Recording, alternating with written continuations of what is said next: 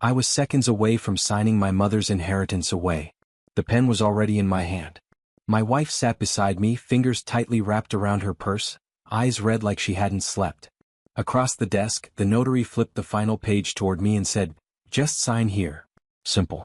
Clean. Permanent." "It's the only way, Daniel," my wife whispered. "If we don't transfer the assets, they'll freeze everything. We'll lose the house." I nodded. Because fear makes logic feel urgent.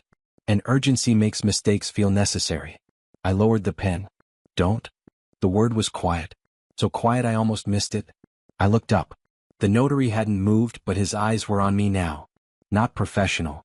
Not neutral. Focused. He leaned forward slightly like he was adjusting the papers, but his voice dropped just enough for only me to hear. "Don't sign," he whispered. "Your wife is lying to you." Everything in the room went still. My grip tightened around the pen. "What?" I said louder than I meant to. My wife turned sharply. "What happened?"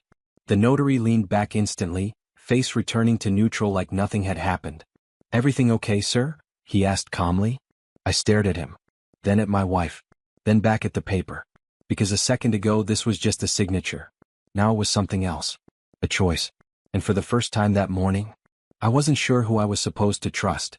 My name is Daniel Cross. I'm 38, and until that moment I believed two things without question. That my wife would never lie to me. And that urgency meant truth.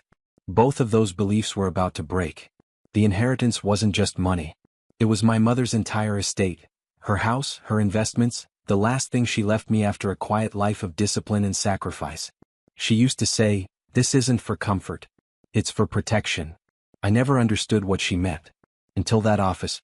My wife, Elena, had come to me 3 days earlier with a story that felt just real enough to panic me. A business issue. Her company was being audited. Something about internal liability, frozen accounts, temporary exposure that could spill over into our shared assets. Her lawyer, someone I had never met, had apparently advised an immediate transfer of my inheritance into a protected holding under her control until things settled. Temporary. Everything dangerous is temporary when it's being sold. I didn't question it. Not because it made sense. Because she sounded afraid. And fear is convincing. But now, sitting in that chair, pen hovering over the paper, I replayed everything she had told me. And for the first time, I noticed something missing. Proof. Not one document. Not one official notice. Just words. Carefully chosen. Carefully timed. I glanced at the notary again. He didn't move. Didn't look at me. But he had already said enough to change everything. And now I had to decide. Was I about to save my wife? Or hand everything over to a lie? I set the pen down. Not dramatically. Just enough to stop the moment. Elena noticed immediately. "Daniel," she said, voice tightening just slightly. "What are you doing?" I leaned back in the chair, buying myself a second.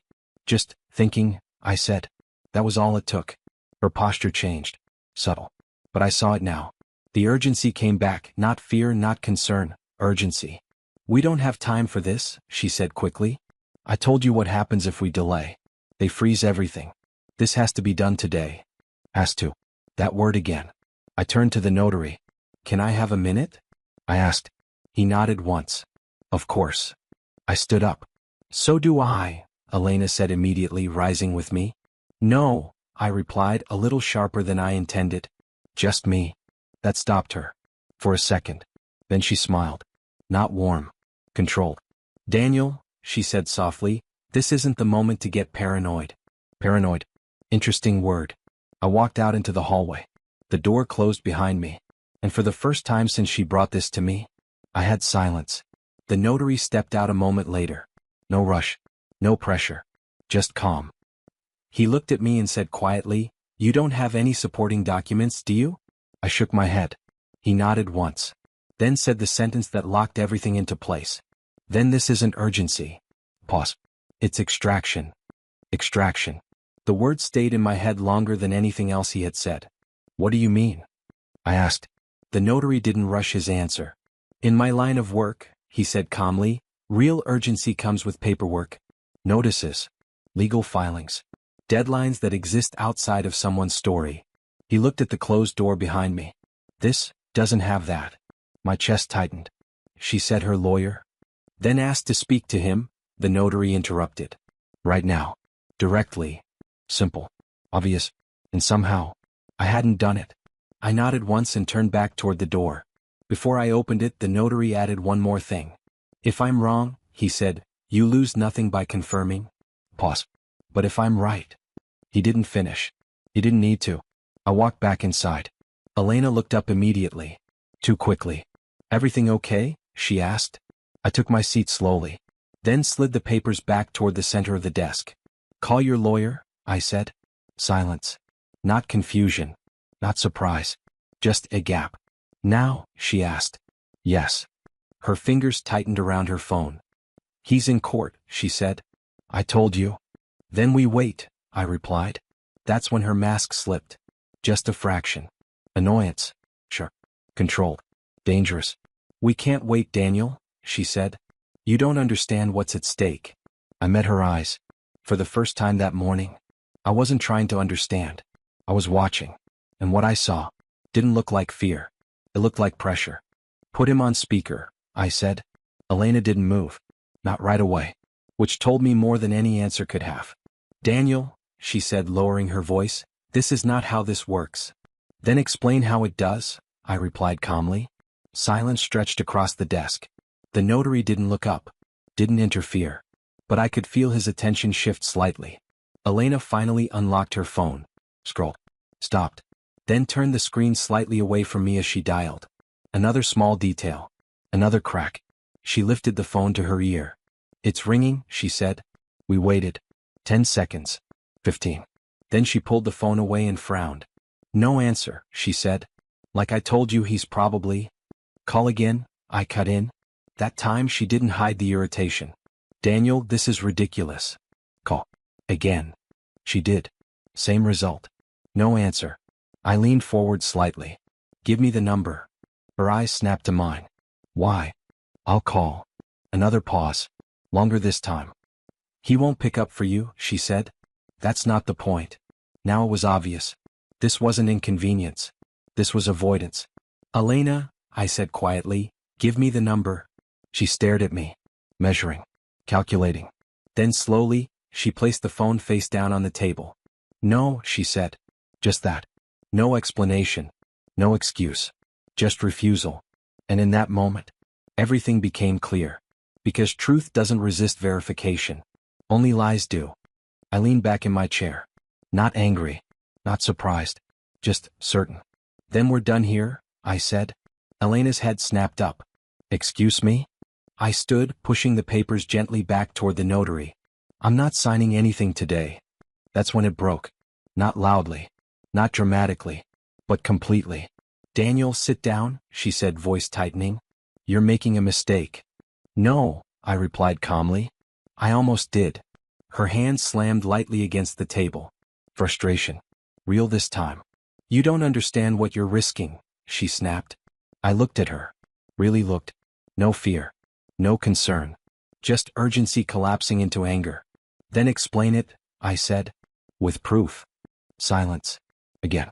And that silence said everything. The notary cleared his throat slightly, still neutral. We can reschedule if needed. No, I said. There won't be a reschedule. I turned to leave. Daniel, Elena said sharply, standing now, if you walk out that door, don't expect me to be here when you come back. There it was.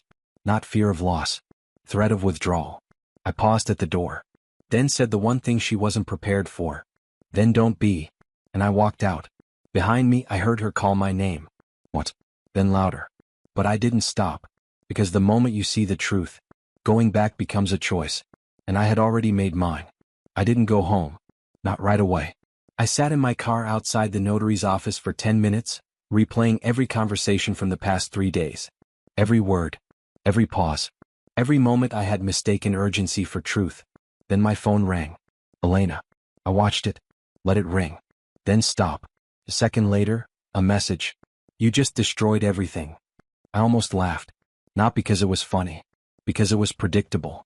When control slips, blame replaces it. Another message came. Do you even realize what you've done? Yes. For the first time. I did. I started the car. Not to escape. To move forward. Halfway home, my phone rang again. Unknown number. I answered. Daniel Cross, a voice said. Yes. This is Martin Hale, Senior Compliance Officer at Ardent Financial. My grip tightened slightly on the steering wheel. I'm calling regarding a flagged inquiry made under your name this morning. Go on, I said.